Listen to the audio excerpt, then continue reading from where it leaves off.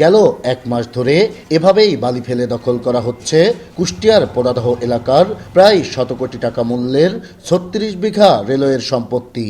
রেলওয়ের সাইনবোর্ড তুলে স্থানীয় এক প্রভাবশালী চক্র ঝুলিয়ে দিয়েছে ব্যক্তি মালিকানার সাইনবোর্ড, করেছেন নিজেদের নামে ক্রয়সূত্রের দলিলও। স্থানীয়রা বলছেন, গেল কয়েক সপ্তাহ ধরে স্থানীয় আব্দুল সামাদ, সালেহিন মামুন সহ একটি প্রভাবশালী চক্র অবৈধভাবে বালি ফেলে দখল করার চেষ্টা করছে রেলওয়ের এই সম্পত্তি। হঠাৎ করে রাতারাতি দেখছি বালু ফেলাইছে, পিলার পোতা ছিল।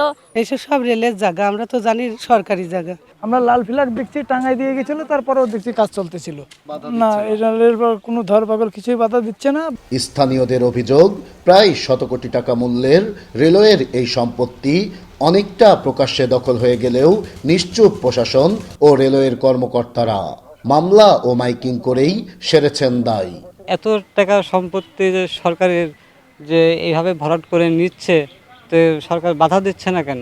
অ্যান্টি স্লিপার টেকনোলজি ও সফট টেক্সচারটাই নরম ঘাসের স্পর্শ, সাপোর্ট গ্রাস ম্যাট, নান্দনিকতার ছোঁয়া।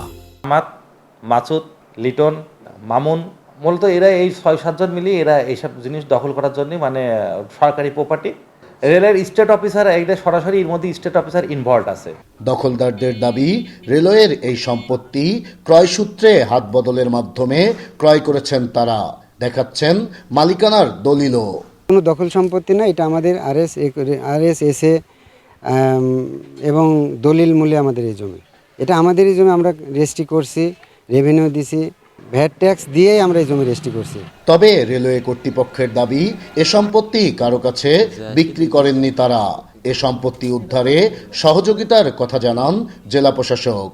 না, আমার জানা মতে বিক্রি করে নেই। এখন ফাইসালা ওরা যদি কোনো ডকুমেন্ট থাকে সেটা করে আদালতে আমরা আমাদের আর্জি করবো, ওরা করবে, তখন এটা বেরিয়ে আসবে আর কি। আসলে অভিযোগের ভিত্তিতে ওই দিনে ভ্রাম্যমাণ আদালত পরিচালনা করেছে, তাদেরকে বলেছে যে আমাদের যে ধরনের সহযোগিতা প্রয়োজন জেলা প্রশাসনের, সকল সর্বাত্মক সহযোগিতা জেলা প্রশাসন তাদেরকে করবে। সরকারের ১০০ কোটি টাকা মূল্যের এ সম্পত্তি উদ্ধার করে দখলদারদের বিরুদ্ধে ব্যবস্থা নেওয়ার দাবি জানিয়েছেন স্থানীয়রা। নাহিদ হাসান তিতাস, দেশ টিভি, কুষ্টিয়া।